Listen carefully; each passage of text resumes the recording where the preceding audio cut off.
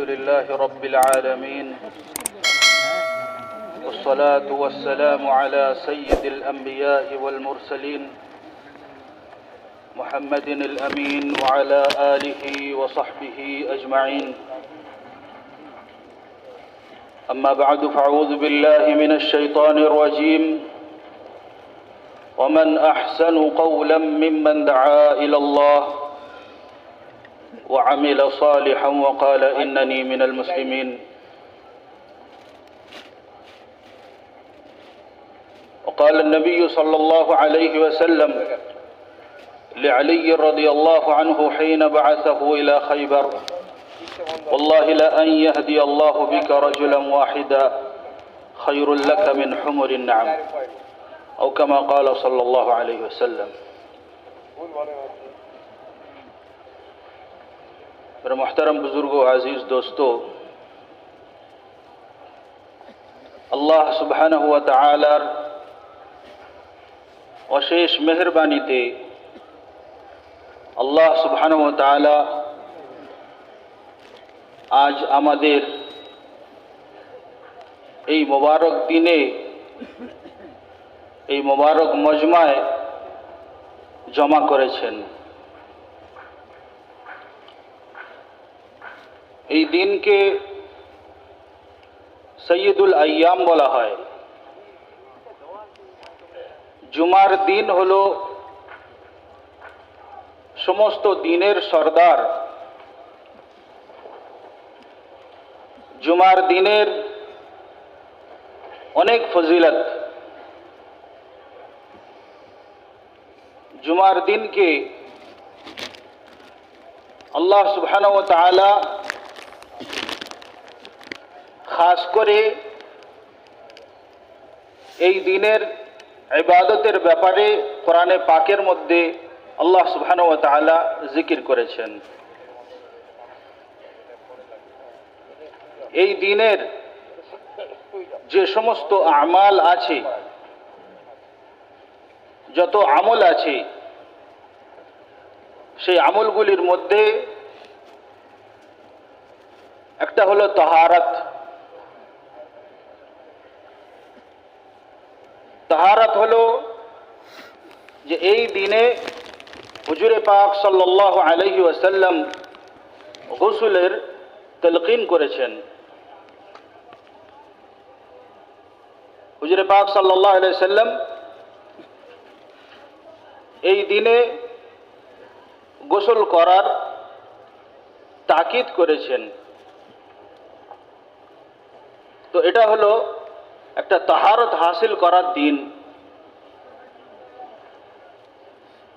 এই দিনের মধ্যে যদি কোনো মানুষ তাহারত হাসিল করে, তার যে ফজিলত হাদিসে পাকের মধ্যে এসছে যে তার গুনাহসমূহ তার শরীরের পশমের কোণা থেকেও বার হয়ে যাবে। এই দিনের দ্বিতীয় আমল হলো ইবাদত। এই দিনের দ্বিতীয় আমল হলো ইবাদত। অনেক রকমের ইবাদত আছে, তার মধ্যে মখসুস ইবাদত হলো এই দিনের নামাজ। এই দিনের নামাজের ব্যাপারে খাস করে কোরআনে পাকের মধ্যে আল্লাহ সুবহানাহু ওয়া তাআলা উল্লেখ করেছেন যে যখন তোমাদেরকে জুমার দিন ডাক দেওয়া হয় ইবাদতের জন্য, তখন তোমরা দুনিয়ার কাজ ছেড়ে চলে এসো, কেনা বেচা ছেড়ে চলে এসো। এটা হলো দ্বিতীয় কাজ, ইবাদত। আর এই ইবাদতের মধ্যে যে ফজিলত আছে, যে আল্লাহ সুবহানাহু ওয়া তাআলা যদি কোনো মানুষ এক জুমা থেকে দ্বিতীয় জুমা পড়ে, তো তাহলে এর মাঝখানে যে গুনাহ সমূহ হয়েছে সেগুলো তার কাফারা স্বরূপ হয়ে যাবে। এই দিনের একটা খাস আমল আছে। হুজুরে পাক সাল্লাল্লাহু আলাইহি সাল্লাম তার উম্মতিকে সব সময় আমলের দাওয়াত দিয়েছেন, সব সময় আমলের দাওয়াত দিয়েছেন। সমস্ত রকমের পেরেশানি তার হাল আল্লাহ সুবহানাহু ওয়া তাআলা এই উম্মতের আমলের মধ্যে রেখেছেন। হযরত ফাতিমা রাদিয়াল্লাহু তাআলা আনহা যখন হুজুরে পাক সাল্লাল্লাহু আলাইহি সাল্লামের কাছে তার পেরেশানি নিয়ে একবার হুজুরে পাক সাল্লাল্লাহু আলাইহি সাল্লামের দ্বারস্থ হন, ওনার জরুরতকে উনি পেশ করেন হুজুরে পাক সাল্লাল্লাহু আলাইহি সাল্লামের কাছে। তো হুজুরে পাক সাল্লাল্লাহু আলাইহি সাল্লাম তখন ওনাকে আমলের দাওয়াত দিয়েছেন যে তুমি এই আমল করো।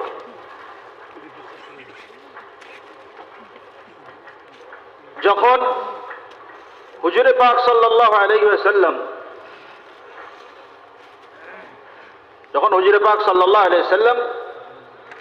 মিনার ময়দানে যখন গিয়ে উনি দাওয়াত দিচ্ছিলেন, তখন এক কবিলার সাথে সাক্ষাতে উনি হুজুরে পাক সাল্লাল্লাহু আলাইহি সাল্লাম তাদেরকে আমলের কথা বলেছেন যে তোমাদেরকে পারস্যর লোকেরা, তোমাদের পারস্যর মানে অত্যাচারী বাদশাহ তোমাদেরকে পেরেশান করছে, তোমরা এই আমল করো, সুবহানাল্লাহ, আলহামদুলিল্লাহ, আল্লাহু আকবার, এগুলোকে 33 বার পড়ো।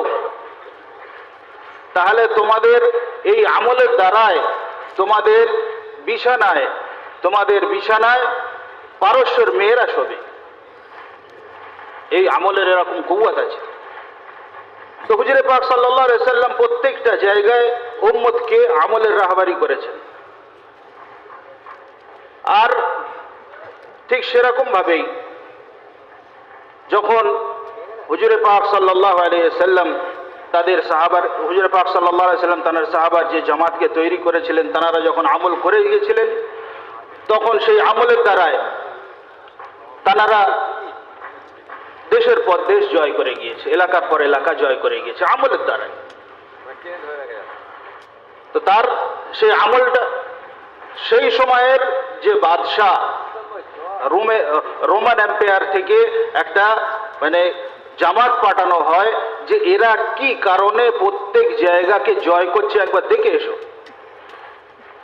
তো সেই জামাত এসে সার্ভে করে দেখে যে এরা সারা রাত ধরে ইবাদত করে আর সারা দিন ধরে রোজা করে, এইটাই হলো এদের সিক্রেট জিনিস। এছাড়া এদের কোনো অস্ত্র তাকত নেই, এছাড়া এদের কোনো ম্যান পাওয়ার নেই, ইত্যাদি ইত্যাদি যত রকমের পাওয়ার আছে নেই। এদের পাওয়ার, এদের আমল, এই আমল পাওয়ার। তো তখনকারের কুফাররাও এটা জানতে পেরে গিয়েছিল যে এদের আসল পাওয়ার কি, যেটা এখন আজ আমরা মুসলমান হয়েও জানতে পারিনি। তো মেরা মুহতারাম বুজুর্গ দোস্ত, আজ যে দিন, এই দিনেরও একটা খাস আমল আছে। হুজুরে পাক সাল্লাল্লাহু আলাইহি সাল্লাম সেই আমল ওনার চাচা হযরত আব্বাস ইবনে আব্দুল মুত্তালিব রাদিয়াল্লাহু আনহু আরদাহ ওনাকে শিখিয়েছিলেন যে এই চাচা যান, আমি তোমাকে ভালোবাসি বলে হুজুরে পাক সাল্লাল্লাহু আলাইহি সাল্লাম একটা আমল শেখালেন। কি আমল? যে না, এই চাচা যান, আপনি 4 রাকাত নামাজ পড়ুন, 4 রাকাত নামাজ পড়ুন। কেমন ভাবে পড়বেন সে নামাজ? যদি সেই নামাজটা আপনি পড়ে নেন, সে নামাজের তরতিব বলছি, তার ফজিলত হলো যে যদি আপনি এই নামাজ পড়ে নেন, তাহলে আপনার বড় গোনা, ছোট গোনা, আগের গোনা, পরের গোনা, মানে প্রকাশ্যে গোনা, লুকোনো গোনা, সমস্ত গোনা আপনার মাফ হয়ে যাবে। সেটা কি? সেটা হলো যে আপনি 4 রাকাত নামাজ পড়েন, সালাতুত তাসবির 4 রাকাত নামাজ পড়েন। তার তরতিব এই হাদিসের মধ্যে যেটা আছে, সে হাদিসের তরতিব হলো যে প্রথমে আপনি নামাজের নিয়ত বেঁধে, যে তরতিবে নামাজ পড়া হয়, সানা সূরা ফাতিহা এবং তার সাথে একটা সূরা মেলাবার পরে তারপরে 15 বার সুবহানাল্লাহ আলহামদুলিল্লাহ লা ইলাহা ইল্লাল্লাহু আল্লাহু আকবার এই তাসবিহ 15 বার পড়তে হবে। আর 15 বার পড়ার পরে আপনি রুকুতে যাবেন। রুকুতে গিয়ে রুকুত তসবির পরে আপনি ফের ওই তসবিহকে সুবহানাল্লাহ আলহামদুলিল্লাহ লা ইলাহা ইল্লাল্লাহ আল্লাহু আকবারকে আপনি 10 বার পড়বেন। আপনি 10 বার পড়বেন। ফের রুকু থেকে উঠে আপনি ওই তসবিহকে 10 মানে রুকুর যে দোয়া সেই দোয়া থেকে ফারেগ হয়ে আপনি ফের ওই তসবিহকে সুবহানাল্লাহ আলহামদুলিল্লাহ লা ইলাহা ইল্লাল্লাহ আল্লাহু আকবারকে আপনি 10 বার পড়বেন। আর তারপরে ফের আপনি সেজদায় যাবেন। সেজদায় গিয়ে সেজদার তসবিহ থেকে ফারেগ হয়ে ওই তসবিহকে সুবহানাল্লাহ আলহামদুলিল্লাহ লা ইলাহা ইল্লাল্লাহ আল্লাহু আকবারকে 10 বার পড়বেন। আর ফের রুকু থেকে সেজদা থেকে উঠে আপনি এই তসবিহকে 10 বার পড়বেন। আর ফের দ্বিতীয়বার সেজদায় গিয়ে আপনি এই তসবিহকে 10 বার পড়বেন। সেজদা থেকে উঠে না দাঁড়িয়ে মাঝখানে বসে জলসাতুল ইস্তিরাহাতে আপনি এই তসবিহকে 10 বার পড়বেন। এটা হলো এই হাদিসের তরতিব। আর তারপর 10 বার পড়ে আপনি ফের উঠে পড়বেন বিনা তকবীর বলে, যেহেতু তকবীর প্রথমে বলা হয়ে গিয়েছিল। উঠে পড়লেন, তারপরে ফের ওই একই জিনিস এটা 75 বার হয়ে গেল। এরকম ভাবে 75 বার এই তসবিহ হয়ে গেল। তো এইভাবে 4টি রাকাত আপনি পুরো করবেন। এইভাবে 4টি রাকাত আপনি পুরো করবেন। তো এই তরতিবের সাথে যদি কোনো মানুষ 4 রাকাত পুরো করে তাহলে তার কি কি গুনাহ মাফ হবে হাদিসের মধ্যে হুজুর পাক সাল্লাল্লাহু আলাইহি সাল্লাম বলে দিয়েছেন। আচ্ছা, হুজুর পাক সাল্লাল্লাহু আলাইহি সাল্লাম ওনার চাচাজানকে বললেন যে এই চাচাজান, যদি সম্ভব হয় তাহলে আপনি এটা প্রত্যেক দিন পড়েন। যদি সম্ভব হয় তো আপনি এটা প্রত্যেক দিন পড়েন। আর যদি আপনি প্রত্যেক দিন পড়া থেকে অপারগ হন তাহলে আপনি এটাকে প্রত্যেক জুমায় পড়েন। আর যদি এটাও যদি না হয়ে থাকে তাহলে আপনি কমসে কম মাসে একবার পড়ুন। আর যদি এটাও যদি সম্ভব না হয় তাহলে বৎসরে একবার কমসে কম পড়েন। আর যদি এটাও সম্ভব না হয় তাহলে জীবনে কমসে কম একবার পড়েই নেবেন। তো মেরে মুহতারাম বুজুর্গ দোস্ত, আমরা আমাদের মামুলাতের মধ্যে আমাদের বড়দের, আমাদের বুজুর্গদের, আমাদের আকাবিরিনদের মামুলাতের মধ্যে এটা তানারা শামিল করে নিয়েছেন যে তানারা প্রত্যেক মানে এরকম বুজুর্গ আছেন যারা প্রত্যেক দিন সালাতুত তাসবিহ পড়েন। আর ওনারা সাধারণ মানুষকে ওনারা মানে তাকিদ করেন যে আপনারা প্রত্যেক সপ্তাহে কমসে কম পড়ুন। তো মেরে মুহতারাম বুজুর্গ দোস্ত, এটা হলো জুমার দিনের ইবাদতের একটা পাঠ। আর তৃতীয় জিনিস হলো যে দাওয়াত। জুমার দিনের দাওয়াত। সেটা কি না, জুমার দিনেতে প্রত্যেক দিন জোহরের নামাজ কত রাকাত হয়? 4 রাকাত। আর জুমার দিনেতে 2 রাকাত। আর ওই 2 রাকাতের পরে যে 4 রাকাতে সেটা তাতিম্মা ধরে নিন, কিংবা জুমার দিনের যে 2 রাকাত নামাজের পরে মানে নামাজের আগে কি করা হয় না, খুতবা দেওয়া হয়, দাওয়াত দেওয়া হয়। তো জুমার দিনের একটা পাঠ হলো দাওয়াত। তো আমরা ঠিক সেরকম ভাবে দাওয়াতের খুব ইহতিমাম করি, জুমার দিনে দাওয়াতেরও ইহতিমাম করি। আর জুমার দিনের অন্য আমলের মধ্যে একটা আছে দোয়া। একটা হলো দোয়া। যে জুমার দিনে একটা এমন সময় আছে যে সময়ে আল্লাহ সুবহানাহু ওয়া তাআলা দোয়াকে কবুল করেন।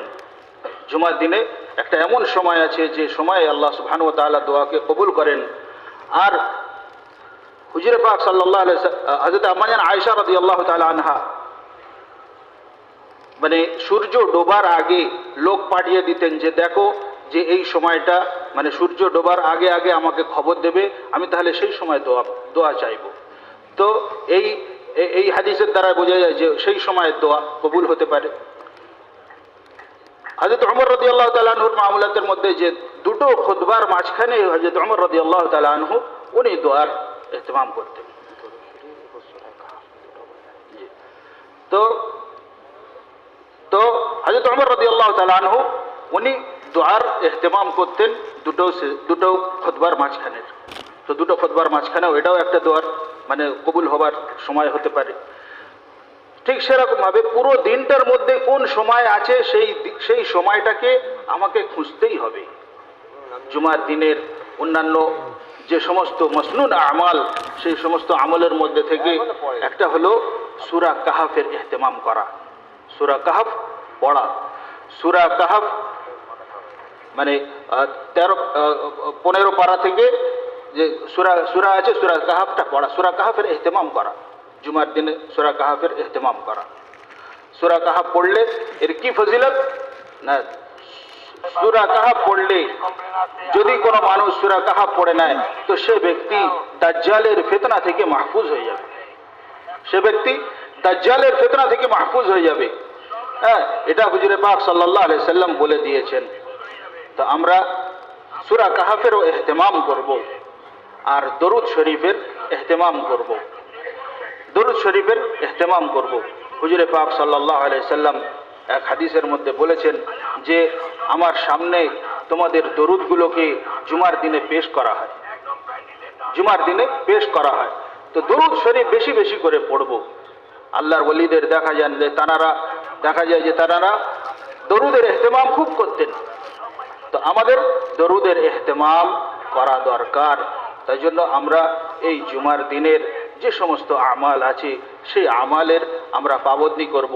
আর খাস করে আজ আমাদের এখানের উপস্থিতি আমাদের একটা মানে দৃঢ় সংকল্প, মানে দিল থেকে এরকম ইরাদা করি, আজম করি যে আমরা আমাদের জিন্দগিকে বদলাবো, আমরা আমাদের জিন্দগিকে বদলাবো।